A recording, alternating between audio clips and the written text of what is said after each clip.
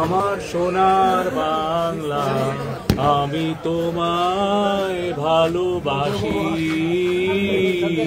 চিরদিন তোমার আকাশ, চিরদিন তোমার আকাশ, তোমার বাতাস আমার প্রাণে, ও মায় আমার প্রাণে বাজায় বাঁশি। সোনার বাংলা, আমি তোমায় ভালোবাসি, ও মা ফাগুনে তোর আমের বনে ঘ্রাণে পাগল করে।